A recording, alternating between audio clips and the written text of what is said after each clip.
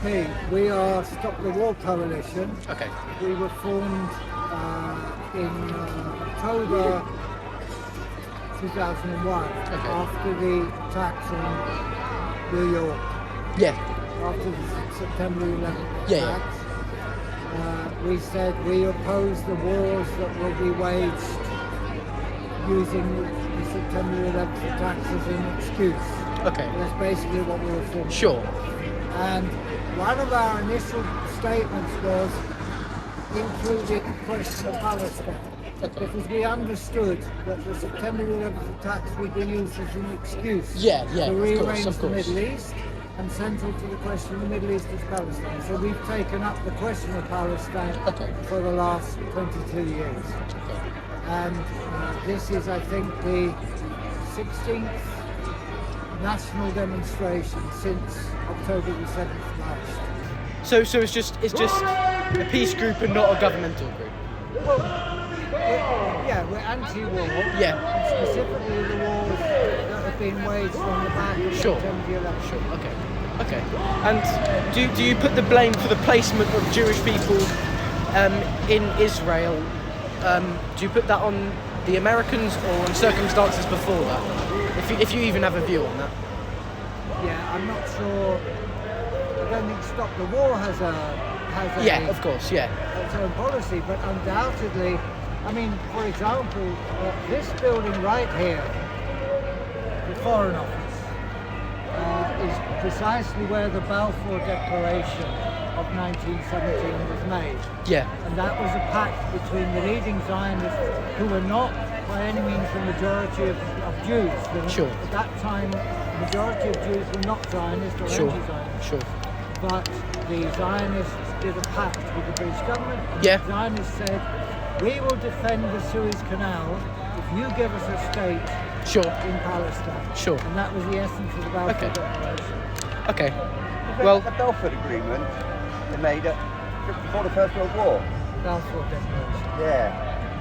But didn't we promise the Palestinians the same thing? It's about the elections. Who are you? Who do you stand for? And what is your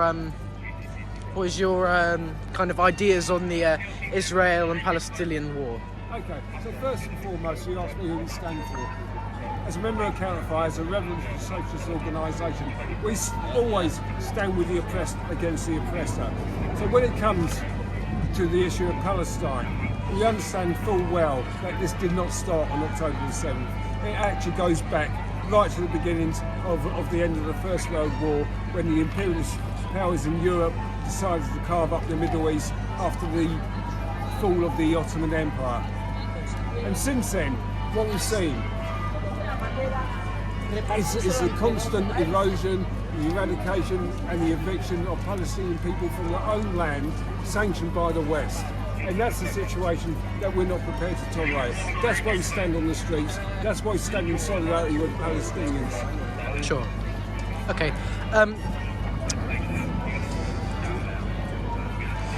Just thinking what to ask, because I don't remember what I asked the other ones. Yeah, okay. Could you say, I don't know if you'd be happy to go on record to say your name and the name of your group. Is that okay? Yeah. Okay. Okay, my name's Pete. I'm a member of Counterfire, which is a revolutionary socialist organisation. We've been quite active within the Palestine movement, but we're also active in Stop the War. Sure. We also encourage all our members to be trade unionists. Okay. And that because we think that this capitalist system offers working people in this country and across the world absolutely nothing whatsoever. Sure.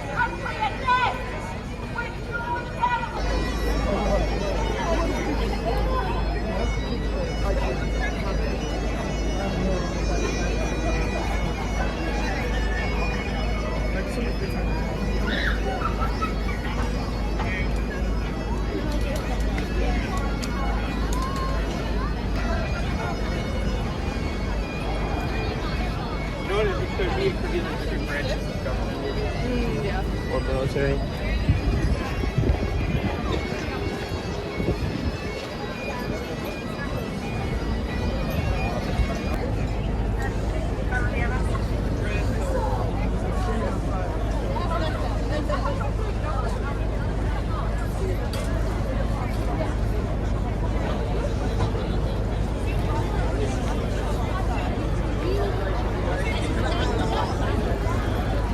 It is a crime that started 76 years ago with Zionism, and we are here to expose it.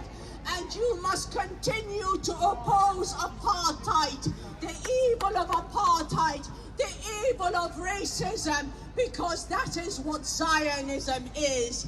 We must fight it. We must fight it and end it. Because in our midst, in the Middle East, there is a neo-colonial state. It is part of an old order. And those who support it are part of an old order.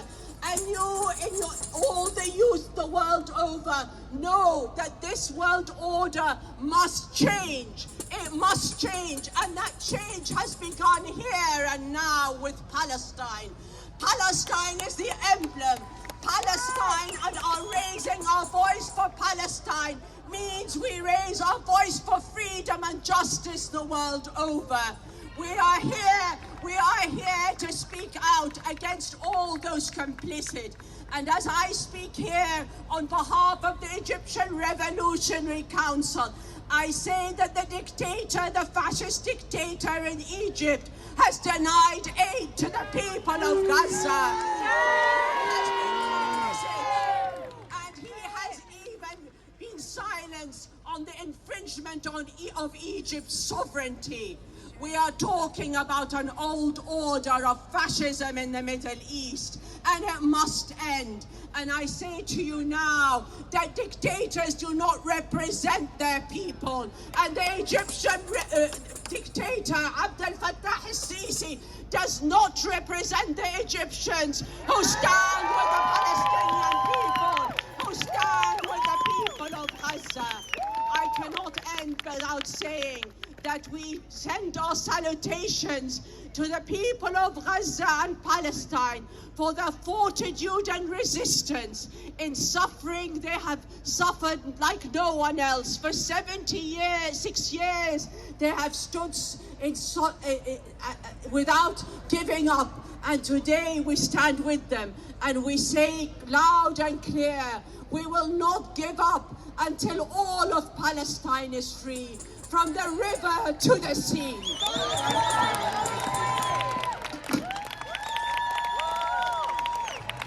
From the river to the sea!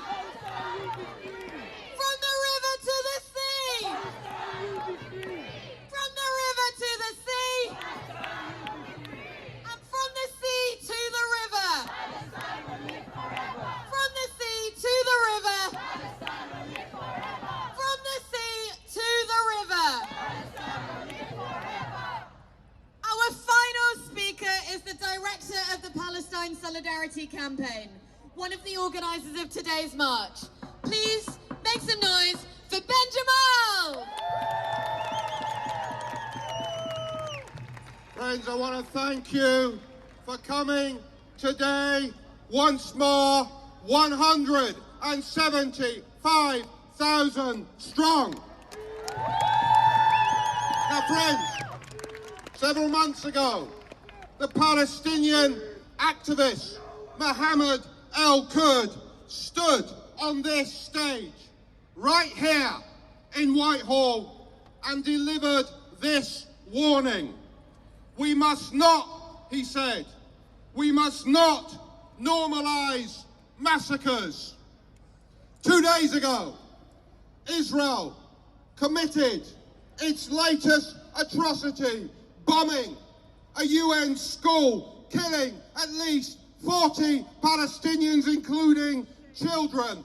48 hours have passed, and still Rishi Sunak, still Keir Starmer, the Foreign Secretary, the Shadow Foreign Secretary, none of them have issued a comment, let alone a condemnation. They have normalised massacres.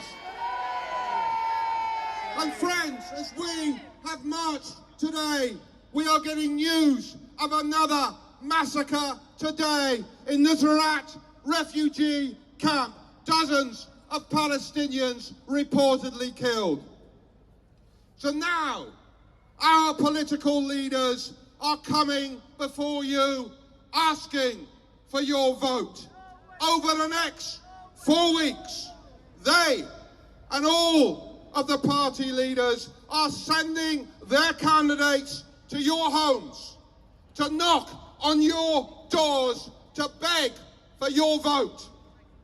Your answer needs to be clear. We will not vote for those who normalise massacres. We will not vote for those who greenlight genocide. We will not vote for those who collaborate with systems of apartheid. Last week, the Palestine Solidarity Campaign published a scorecard, a website that tells you what commitments every sitting MP has made on Palestine. You can enter your details and find how they have voted. But next week, we are going to launch a tool for every single one of you to send 6 clear demands to every parliamentary candidate. We will publish how they respond. We need to ensure that in every constituency, justice for the Palestinian people is forced onto the election agenda like never before. We must vote Palestine. Now, friends, earlier today, you heard the reading of the names of just some of the thousands of children Israel has slaughtered in the last 8 months. Behind every name, every statistic is a human being with a story. 2 weeks ago, all of you saw the consequences of Israel's bombing of tents in Rafah. You all saw images and heard voices that will be seared into your memories and onto all of our consciences. 9-year-old Omar filmed as he watched his father burning alive, left to scream in despair, "My dad is gone, where will I go? Where will I go?" 3 children killed in the same family. 15-year-old Huda al-Najjar, she dreamed of becoming a doctor. Her brother, 12-year-old Arkan al-Najjar, he dreamed of being a pilot. He wanted to fly. And their brother, Ahmed al-Najjar, he was 18 months old. He was too young to have built any hopes, to have made any dreams. All of you saw his body. He was the infant who was decapitated by Israel's missile.